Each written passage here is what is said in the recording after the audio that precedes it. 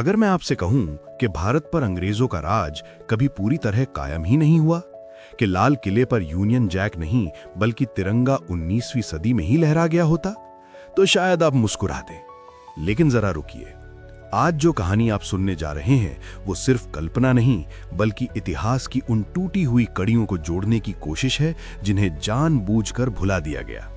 Video को आखिर तक जरूर देखना, क्योंकि अंत में एक सवाल ऐसा आएगा जो आपको चैन से सोने नहीं देगा। साल था 1857। भारत तब एक देश नहीं बल्कि सभ्यता था। राज्य अलग अलग थे लेकिन आत्मा एक थी।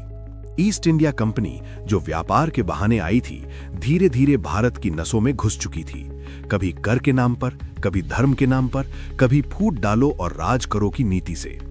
किसानों की जमीन छिन रही थी, राजाओं की ताकत खत्म की जा रही थी, सैनिकों का अपमान रोज हो रहा था। और फिर एक दिन वो हुआ जिसे अंग्रेज सिपाही विद्रोह कहते हैं और हम भारत की पहली स्वतंत्रता क्रांति। मंगल पांडे एक नाम नहीं, एक चिंगारी। मेरठ से शुरू हुई आग दिल्ली, कानपुर, लखनऊ, झांसी, बिहार तक फैल गई। बहादुर शाह जफर, एक बूढ़ा शायर जिसे हालात ने सम्राट बना दिया। रानी लक्ष्मीबाई, जिसने साबित किया कि आजादी का कोई लिंग नहीं होता। नाना साहेब, तांत्या टोपे, कुंवर सिंह, हर दिशा से आवाज उठी। अब जरा सोचिए, अगर उस वक्त राजाओं ने आपसी अहंकार छोड़ दिया होता, अगर रणनीति एक होती, अगर गद्दारों ने लालच न चुना होता, तो क्या होता? मान लीजिए दिल्ली की निर्णायक लड़ाई में अंग्रेज हार जाते, लाल किले से यूनियन जैक उतार दिया जाता, ईस्ट इंडिया कंपनी का अस्तित्व यहीं खत्म हो जाता। 1858 में ही भारत स्वतंत्र घोषित हो जाता। लेकिन ये आजादी 1947 जैसी नहीं होती। ये आजादी होती खून, बलिदान और तलवार से जीती हुई। इसका असर भारत की आत्मा पर पड़ता। हम कभी गुलाम मानसिकता वाले लोग न बनते। हम कभी ये ना सोचते कि पश्चिम श्रेष्ठ है। अब बात करते हैं राजनीति की। भारत एक संघीय साम्राज्य बनता, जहां रियासतें रहती लेकिन केंद्र मजबूत होता। कोई ब्रिटिश गवर्नर नहीं, कोई वायसराय नहीं, नीतियां भारतीय संदर्भ में बनती। लोकतंत्र धीरे विकसित होता लेकिन आत्मसम्मान के साथ। नेता जनता से डरते, जनता सत्ता से नहीं। अब शिक्षा, मैकॉले की शिक्षा नीति कभी लागू ही नहीं होती।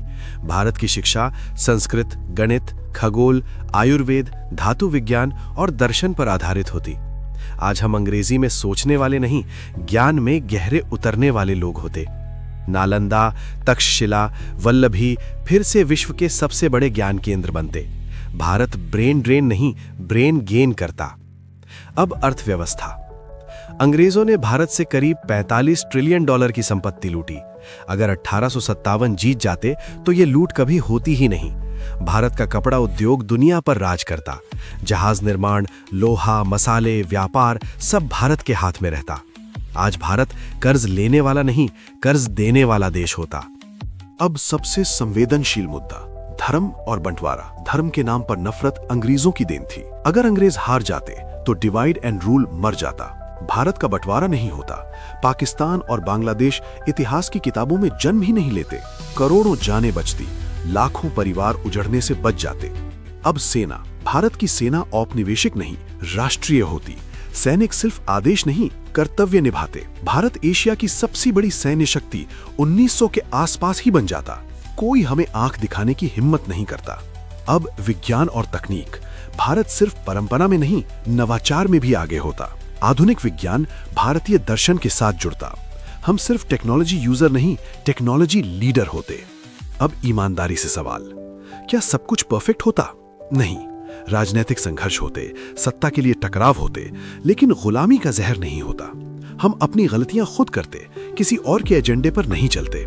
अब जरा रुकिए, सोचिए, अगर 1857 जीत जाते तो आज हम कौन होते? और अब सवाल ये नहीं है कि इतिहास क्या था, सवाल ये है क्या हम फिर से वैसा भारत बना सकते हैं जिसका सपना 1857 में देखा गया था। अगर आपको ऐसी कहानियां पसंद हैं जो सोच बदल दें, तो इस वीडियो को लाइक करें, चैनल को सब्सक्राइब करें और कमेंट में बताएं क्या भारत फिर से विश्व गुरु बन सकता है।